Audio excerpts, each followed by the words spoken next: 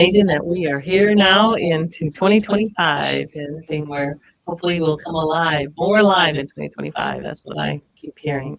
But so good to be here, and I'm here with Valencia and Miss Kim today, and we have a little special guest with us. Her name is Zoe. It's my granddaughter. Hi, Zoe. Hi. And Zoe's going to talk a little bit about it's part of the Revived and Restored community.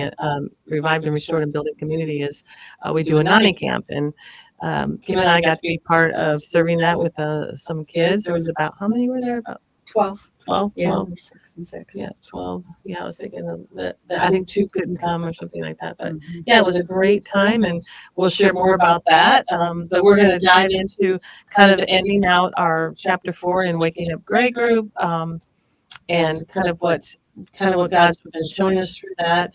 And yeah, I think ending reflecting back over of seasons in our life, things that happen where we get stifled or are bruised. They say bruised creativity. Our creatively we get bruised because of things that are said to us, because of something that we create, and a comment might be made or whatever. And so I love this book because it has you go and write a letter to someone who had hurt you in that, right? And writing it out to the person who injured you, but not sending it out, but it's like inviting Jesus into that and seeing what he has to say about it. So I thought we could share a little bit about how that, you know, how that is something that we've walked through or we've encountered in our own lives, and coming through this season of our life now. But and I can share with one of mine was I wrote to my stepsister, and and I think we were young and we do things too, but at the time, I was writing songs and writing music and stuff, and one of the things that really fit because I would write up my words to what I kind of got into, but the music is just they all sound the same, and it really hurt me. Like I didn't want to do that, and then after a while, I started listening to all the different bands that were out there. Thinking I'm like, all their music sounds the same too. I mean, like because it's their style, right?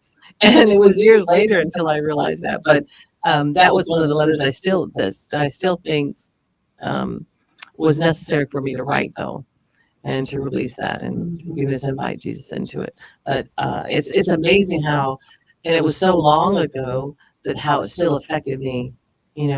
Not today, but I mean, like when I was going through that healing the first time I did this book, that was one of the things that came up for me. But yeah, so what about for y'all? Hmm. Yeah. Yeah. So I think the thing that I was reminded of was not necessarily specifically about like something I had created, but it was kind of when I was in. So I did like a, a 2-year art school thing that was like more graphics based, like right out of high school, and then I went back to school to do like finish my bachelor's in fine art, and so when I was there, I was in California. It was very like for sure just socially the way people interacted there was super different than what I'm used to, in kind of a southern environment. And so I mean I had some kind of more surface level friends and stuff that I, at college and whatever, but I was also one of the older people there. Um, and this girl that I was sort of friends with, um, one day I can't remember exactly how it came about, but she just told me, like you just complain a lot. Like I was up there more than anybody else. I really was because it probably maybe meant more to me because I was in a different place in my life. I wasn't fresh out of high school and my parents weren't paying for it and I really wanted to get, what I wanted to get out of it. And so I was there a lot. And sometimes that was not very fun. It was hard work. And so I think I just vented that at one point and she's like, nobody wants to hear that. She's just really ugly about it. Like nobody wants to hear it. Wow. And she went on about it. And I just basically told her that that was super rude and not very friendly. Um, and anyway, we were not around each other a whole lot after that. That was pre-Jesus, and she definitely was not into Jesus. Um, And so it was interesting to go through that and then look also the next thing that you talk about on day 3 of the questions is that um, it's saying to invite Jesus into that scene. Mm-hmm. And in the chapter previously, it's talking about how sometimes like our bruises can be a catalyst for surrender, but it's actually God's mercy that these bruises happen. And I was like, wow, I wonder what that even looks like, right? Mm-hmm. But then I feel like he showed me when I was going through writing the letter, um, he showed me that, okay, well, why was I there so much? Like, what was that about? You know, Mm-hmm. I think there was something that was really true and honest about wanting to really grab hold of this opportunity because it was like round 2 for me and I really wanted it to count, you know. Mm-hmm. But there's also like a perfectionist thing that I was walking through, right? Still walking through to some degree today, although it's different now. Um, and so it was interesting to think of the fact that um, that was actually maybe just an opportunity, even though like her heart was not right towards me, right? That it still was an opportunity for me to let that go. Like it wasn't working for me then, even, right? The perfectionistic thing. It was not a blessing to me to be sitting there doing artwork, really. It was like a chore in a lot of ways. And then my heart wasn't necessarily right about it because I wasn't walking with the Lord, you know, so I wasn't communing with him necessarily, which is interesting because I did start to at some point, because if I look back at my work, it was very spiritual, but I wasn't thinking of it in those terms. I was thinking of maybe searching. Um, and so it's just interesting to me to look back on it now, having gone through and remembered that she said all that and how hurtful that was. It wasn't about a piece of artwork necessarily, but someone else that she had brought up did sit and critique me pretty hardcore in a class. And I remember thinking, you know, his stuff was not fabulous either. And I thought, wow, you're like, wow, you have that opinion, huh? Okay, well, you want to critique me, but I don't think you're doing anything better, you know? So I remember feeling that way. And she had brought that up too. So you looked at it as a critical criticism against you, but not to help you to grow, but it was more shutting you down. Yeah, for sure. The way that it was delivered. Yeah. But I think when I invited Jesus into that, I and observed from that perspective, it was like, okay, maybe that could have been an opportunity to let go of that. I didn't receive it that way, and I don't know that I necessarily, I didn't, it never occurred to me until now. But looking back on that situation now is like, oh, that could have been an opportunity to let some things go and maybe don't be there so much. Like maybe just trust that it's good and you can walk away. I for sure was not doing that. So yeah. Wow. How about you, Kim? So I don't remember a specific person, but I do remember being like elementary school and hearing that I couldn't write well. I didn't. My sister was 2 grades younger than me, and she would get these papers that said, wonderful imagination, great story, and I never got those. And never really understood why, because I had all the ideas in my mind, but took a while for me to figure out what was going on. But I had that belief for a while. Then as I got into later school and college, I had to write a lot. And I wrote a lot. And I read a lot. And I think having more information in me brought out more words, which was good. But the thing that I did find was that I cannot spell. And I probably had dyslexia, not a severe form, because people understood what I was writing, but it came to a head. I was doing my finals for a master's program, and had to write out like for 2, 4 hours answers to things. And I hand wrote it because I thought that would be easier. And come to find out, the professor, who actually was very gentle with me and very encouraging, said, Kim, never handwrite something like that again. Always use the spell checker. If I had been born before computers and spell checkers, I would have stayed at that level of not being able to communicate some of the ideas. But I just spelled things really bad and they came out that way.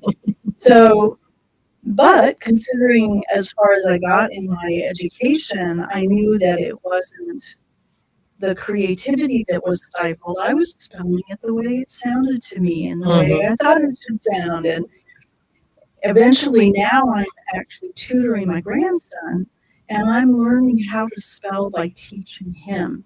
Wow.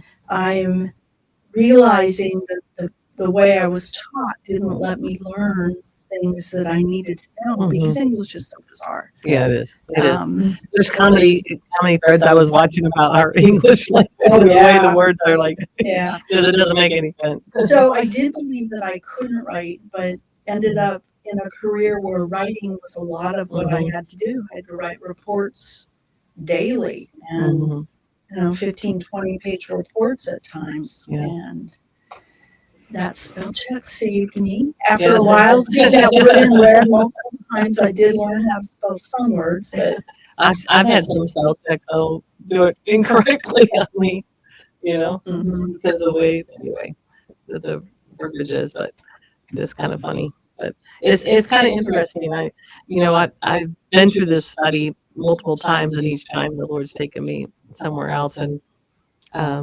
was thinking about even I think that first time I did it was about my stepsister, and we were young, and it was just stuff.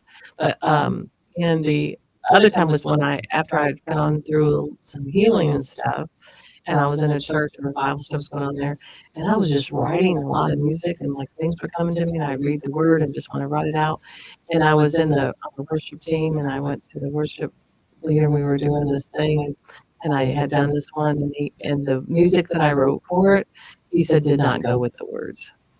But when I was singing it at home and writing, I thought it went perfect. Like for me and the Lord, I felt like, and it did, and then that shut me down from writing the music. oh wow. Because I thought I don't understand something. I just don't get it.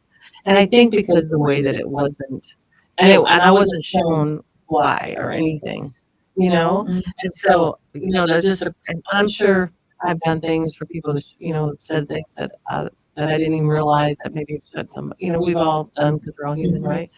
And I hope I don't, but in that I'm learning that when I invited Jesus, it's like what could have been done differently, even in the questions to ask, or what could I have done differently, or why does it not work? And but even to this day, I still hear those words ascribed to the Lord. And you hear it with your I do. I hear it with that too. Still to this day. That's yours too. It's like I just can't seem to hear it any other way. So it's like I don't know. We'll see. But sometimes we can be, when we've been trained in certain things and we don't look to see maybe a different way, and it's still creative, and it might still touch somebody else. It's not about us, like me, all the time, right?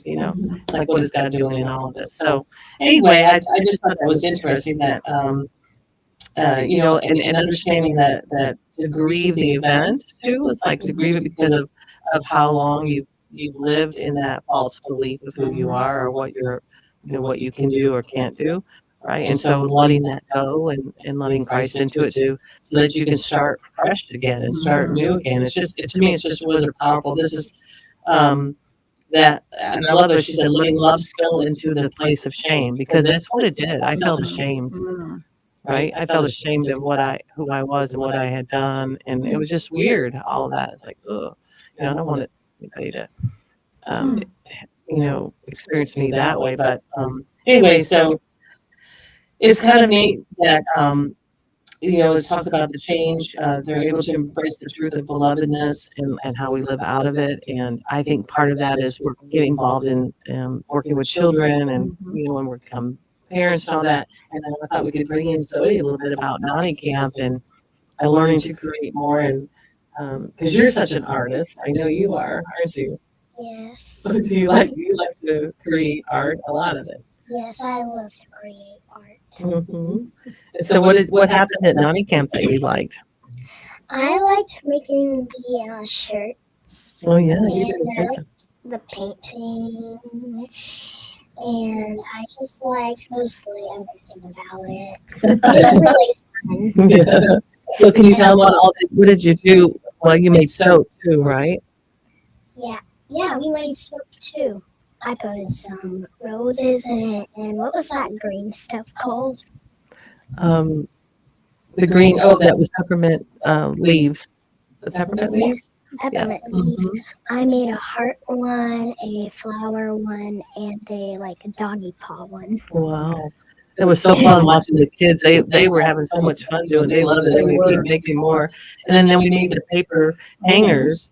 And maybe Kim can share a little bit about what those were about. So I've done this for years where I'll blend up paper scraps and then put them into clay molds, and then they make hangings. So we did that with the kids, and the first things out of most of their mouth when they touched the paper goo, Yeah. what's it called? I don't remember even what it's called, but you have to blend up all the paper so it turns into a mush. Yeah. Paper pulp, that's what it is. Yeah, and I think Zoe was one of them sitting there going, "Ugh." No, I loved it. It felt like clay. It felt like goopy, Goopy. stuff. I don't All of know. the kids had to wear gloves because they just couldn't touch it and feel good. But it is very fun. I didn't want to wear gloves. I loved Yeah. feeling it. So then we baked them in the oven, and the paper part dried out, and we popped them out, and then they were able to paint them the next day. Oh, they turned out beautiful. Yeah. I made an angel one with some sparkles on it. It Yeah. was so pretty. And you did another one with a heart on it. Yeah, and little bunnies too on it. Yeah. It was so fun. And then so that was a great experience too. And then you designed your shirt. So how did we do that? You brought a shirt, like all the kids brought shirts that they didn't really like wearing, but they still fitted them. So what did we do with them? We changed them and make some designs on it. I Mhm. added little kitty ones, Mhm. kitty things on it too.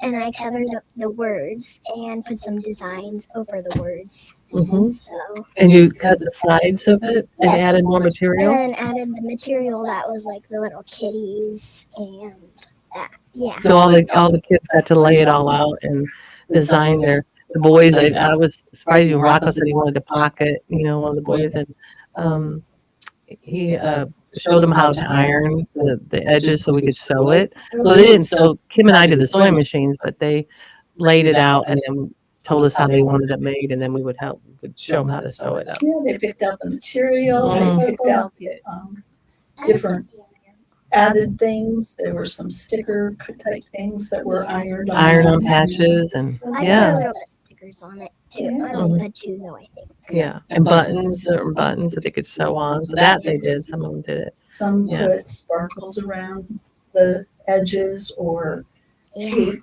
Mhm. design tapes. They were really cool. Was yours the one that had the fringe? Mm-hmm. Yes. In the front. Yeah. Yeah, that was Yeah, really a little cool thing, like, idea. right here, there was little sparkle little diamond things on there that were attached to each other, and they She put that over the fringe part. Mhm. And there was something underneath it that you wanted covered up, so it was a perfect The way. word.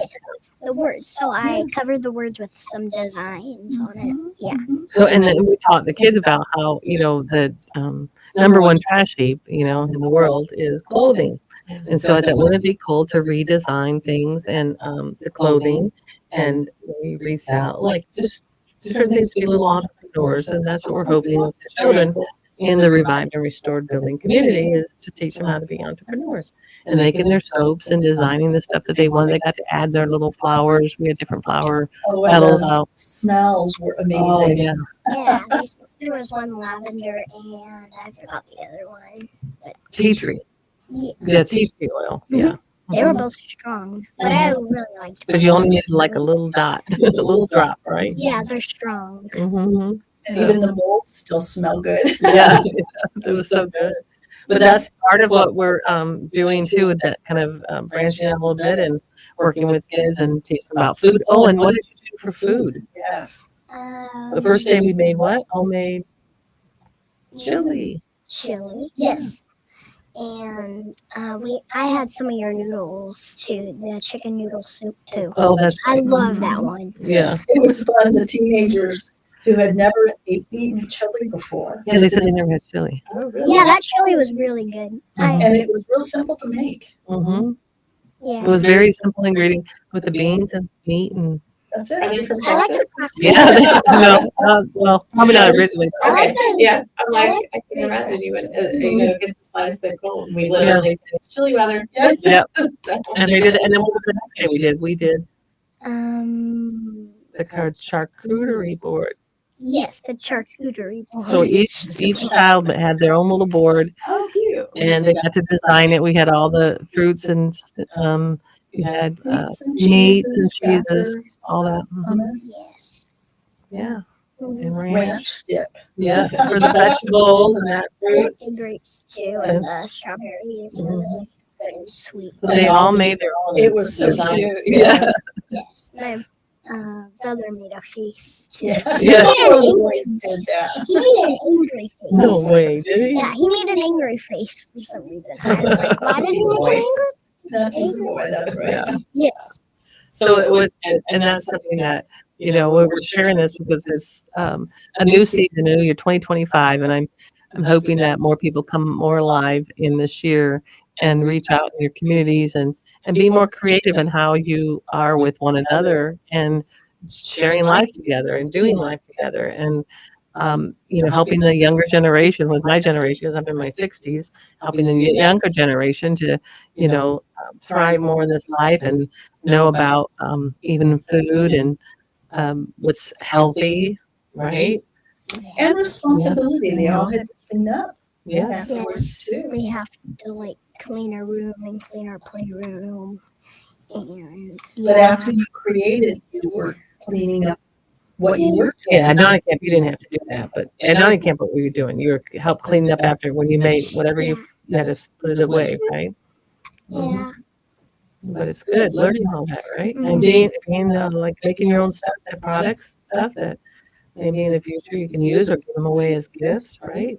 hmm So it's kind of fun.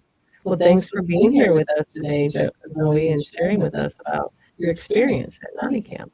Yeah, I wanted to join in today. You did? Yes, I love doing this. You It's did? very fun. Yeah. Well, and will you talk to us about the Waking Up Gray group when the ladies come to the house? You talk about that too. Yes. Mhm. You've joined us a couple times. Yes. I did. I remember making the bookmarks too. Yeah. Yeah, that was really fun. I liked making the bookmarks. Yeah. Yeah, I got to design it, and it was so pretty when it was done. That's so good. Well, I'm thankful that you got to join us today. Yeah. Appreciate it. And I want to kind of maybe we can say about kind of end out about the Pearl of Great Price, because that was kind of maybe share about what are your thoughts about that when she was talking about it. I know we didn't bring that up here, but it's one of the questions on the next day, because what we're going through is understanding that we are his pearl of great price, right? So what does that mean, to us, and how is that in closing out this chapter? How does that? So the first thing I thought of, even when we were going over this chapter as a group, is pearls are formed by that irritation. Yeah. And without that wounding, we wouldn't have pearls. Mm. That's oysters they get a little piece of sand and it irritates, and then over time, as the creative covering is there, it doesn't hurt them anymore, but they just keep making more and more. And that's how we can look at when there's been a wounding in our heart. The Lord uses that as an opportunity to create something very valuable, very precious. That's just a beautiful way to look at it. Mhm. And that when in the process of it, the more you experience him in that, in the healing process of letting him show you maybe a different perspective, or just to bring comfort, to grieve through it, to grieve through the loss, and then that you're still here and you still have great adventures ahead, right? And it's like the more you run to him quicker and sooner. Mhm. And that's what I've learned over the years. It's like now when something comes up, I want to quickly go to him, pray and talk to him about it instead of letting it go over in my mind and Getting the enemy stuck. takes it. Yeah, yeah. So not great. What about for you, Valencia? I feel like we've talked about this quite a bit in the book and stuff. And we've touched on it a little bit, just in the group. And I feel like it's always like I know that we're his pearl of great price, and it always seems like, well, the answer is supposed to be that it's him, right? But I think it's also that it actually clarifies things for me, for you to share it that way, because then it's like it really is that journey of spending time with him and becoming more like him. Yeah, it's so beautiful, isn't it? I think that's what that pearl is. So for 2025 and all you listening, I pray and hope that you will come to know that you are the pearl of great price, that he paid that whole price for us to become more like him and becoming that pearl and letting him bring healing, resolution, restitution, all those things, revive us in all those ways. So that